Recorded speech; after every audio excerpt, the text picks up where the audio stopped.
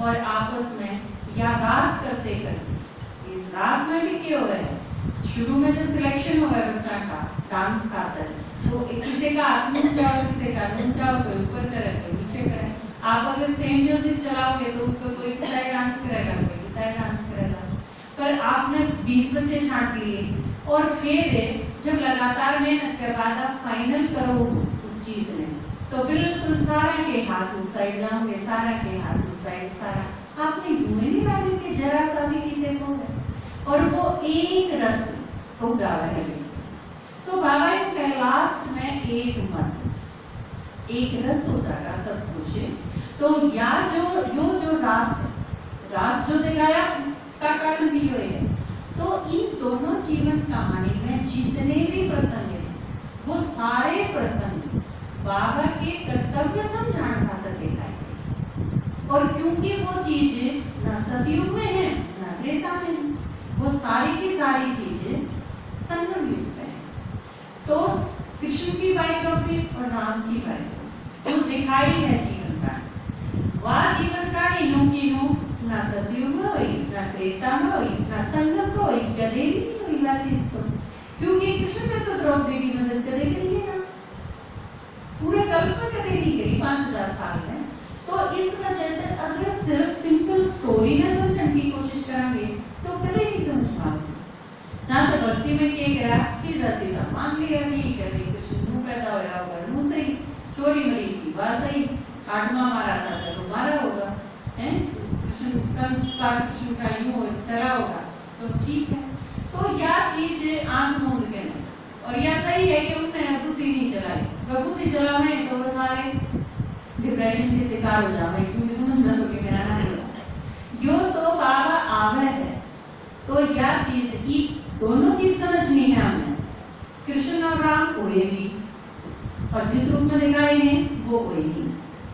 सतयुग और त्रेता में ये दोनों थे, 16 कला संपूर्ण था सतयुग में श्री कृष्ण, और राम था 14 कला। लेकिन ये सीता हुई नहीं, सीता खाई नहीं, रावण होया नहीं, कंस नहीं होया, और ये सारे हुए भी, द्रौपदी थी भी और नहीं भी थी। लेकिन ये सारे जो उड़ दिखाए वो संगम युग पर थे, लेकिन संगम युग पर भी यूं के यूं नहीं थे। बात समझ में आ रहा है? क्योंकि जो चीज कई बार कुछ लोग क्या कहते हैं, अब जब रामायण हुई नहीं, महाभारत हुई नहीं, कृष्ण लीला यूं की यूं हुई नहीं, तो फिर आप उसमें उदाहरण क्यों लो? उदाहरण सही है पर बात स्टोरी गलत है। तो ये दोनों चीज सही है, आपने एक एक करके समझनी पड़ेगी। बाबा का कर्तव्य है कि बाबा हेल्प करें, क्या चीज दिखाने खातिर कुछ प्रसंग बनाए थे। बाबा ज्ञान का सागर है, हम नहीं हो सकते कभी भी। वो बताया नहीं थी कि ज्ञान का सागर था, श्री कृष्ण को दिखाया है, लेकिन श्री कृष्ण नहीं था ज्ञान का सागर। ज्ञान का सागर कौन था? शिव बाबा। और शिव बाबा कौन था? जड़े श्री कृष्ण दिखाया, जड़े श्री कृष्ण दिखाया है, उधर श्री कृष्ण नहीं था, उधर शिव बाबा था। द्रौपदी के कपड़े किसने दिए, मतलब हेल्प किसने करी द्रौपदी की? शिव बाबा ने करी है, जबकि दिखाया है श्री कृष्ण। श्री कृष्ण दिखाया है, बात इसलिए सही है क्योंकि शिव ने टुकड़ा दिखाऊंगी, शिव दिखाने का ही जो है बिंदी उसने दिखाना किस तरह, इसी तरह राम के रूप में दिखा दिया कई जगह श्री कृष्ण के रूप में दिखा दिया, कई जगह शंकर के रूप में उसके कर्तव्य दिखा दिए। तो जो चीज दिखाई गई है वो सही भी है, लेकिन जिस तरह दिखाई गई है वो सही नहीं, उसके पीछे रहस्य है। तो बिल्कुल पापा ने आज आपको बताई जीवन कहानी, श्री कृष्ण जो दिखाई गई है वह स्टोरी सुनी आपने। अगले संडे में आप जो सुनोगे वो पापा ने लेके जन्म इस तरह दिखाया श्री कृष्ण का, तो कारण क्या था, जो क्यों दिखाया गया है ऐसा, और उसके जन्म के पीछे रहस्य है। फिर वो जब सर पे खा लिया वासुदेव ने, तो उसने भगवान ने सर पे खा लिया, तो फिर उसके बाद क्या होगा? प्रॉब्लम्स तो बहुत होंगे, लेकिन वो प्रॉब्लम सारे सलाम करके चली जाएंगे। बाबा ने क्या है, माया तो आओगी, विघ्न तो आओगे। कल की मुरली में भी था, बिल्कुल लास्ट तक विघ्न सारे पढ़ने ही हैं, बंद नहीं होंगे, वो सारी चीज आऊंगी। और बाबा से कृपा आशीर्वाद मांगने की भी जरूरत नहीं कि मेरा ये दुख है तो ठीक कर दे, मैं परेशान हूँ तो खत्म कर दे, या प्रॉब्लम आ गई तो नहीं आनी चाहिए, मैं रोज ज्ञान सुनूँ तो नहीं, वो सारी की सारी आऊंगी।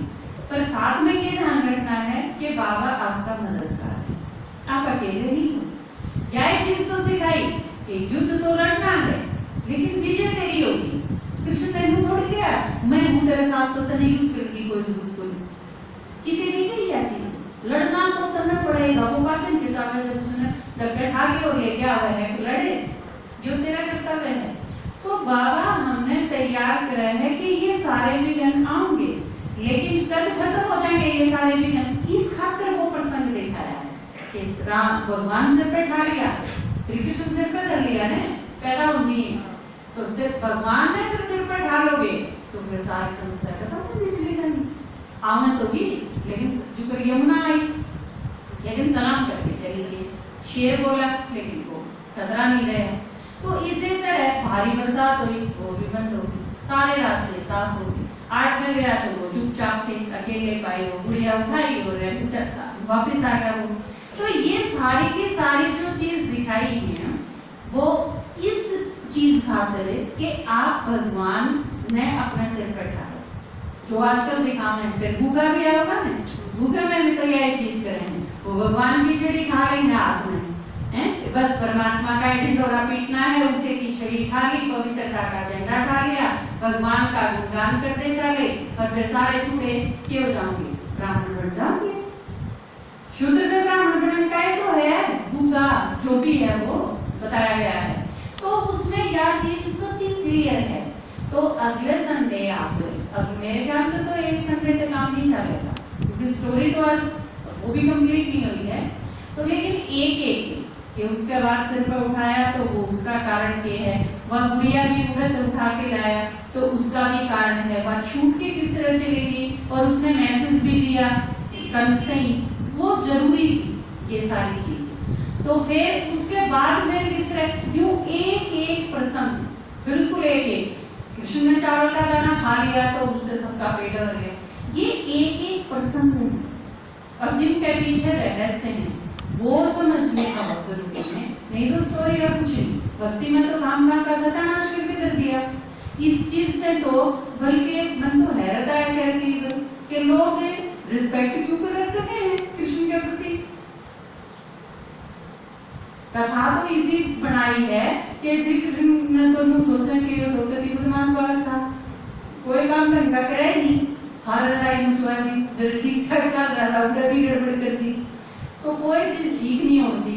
धृतराष्ट्र सोचा है गीता का उपदेश जब दिया जाए तो धृतराष्ट्र को वह एक जगह सुन के ने अब चलो एक तो धनुष टेक दिया अर्जुन ने, एक तो युद्ध हो गए, चलो छुट्टिया मारना है, युद्ध भी कौन करना पड़ेगा और दुर्योधन की टेक भी रहेगी, ये लड़ाई को नहीं और राज भी ना मांगे अब तो पांडव सारी चीजें। लेकिन फिर ये देखा है फिर जब श्री कृष्ण समझावा है अब युद्ध तो करना ही पड़ेगा, था इसने नहीं तो अपमान का कारण बनेगा, तेरी सारी करी कराई पर पानी पड़ जाएगा और तेरा परलोक भी बिगड़ जाएगा, तेरी आड़े भी निंदा होगी, कुछ नहीं मिलेगा, माया मिलेगा नाम वो चीज हो जाएगी। तो यह चीज जब बड़े सख्त शब्दों में समझा रहा है श्री कृष्ण, तो उस टाइम धृतराष्ट्र का एक बार गुस्सा भी उठा है, आपने देखा होगा। अब युग कृष्ण भड़का हुआ है मेरा भतीजा ने, अर्जुन तो ठीक है, पांडव तो ठीक है, पर योग को नहीं होने देता, योग को नहीं देता। और इससे आगे जब आप थोड़ा सा और देखोगे तो धृतराष्ट्र का एक संवाद है कि यो श्री कृष्ण नहीं बोल रहा, ये जो शब्द हैं ये श्री कृष्ण के नहीं है, इन शब्दों में तो अगर कोई मेरे दिल लिखा है तो मैं भी धनुष उठा लूं, या आवाज श्री कृष्ण की नहीं है, उसके अंदर कोई और बोले। तो वह चीज दिखाई है कि बाबाए ब्रह्मा बाबा के शरीर में आके ने परकाया प्रवेश करके ने जिन चीजा है, जिस स्वर में जिन शब्दों का प्रयोग करे है बाबा और जिस टाइम में आपने करने लगे, आप समझ जाना था कि दुनिया का कोई आदमी बोल नहीं सकता, अपनी मैं सोचता हो रहा है कि हाँ यो भगवान हो सके, वो चाहे आप सारे किसी भी ना, कोई आदमी PhD कर रहा है, कोई साइंटिस्ट है, कोई डॉक्टर है, कोई टीचर है, कोई अनपढ़ माता है, किसी ने कदे कथा नहीं देखा, लेकिन सबकी अपनी अपनी फीलिंग क्या हुआ है कि हाँ यो भगवान है, कोई और है, इस दुनिया का कोई आदमी नहीं। दादी नहीं बोल रही, बाबा नहीं बोल रहा, यो परमात्मा बोल रहा है, यो मेरा असली बाप है।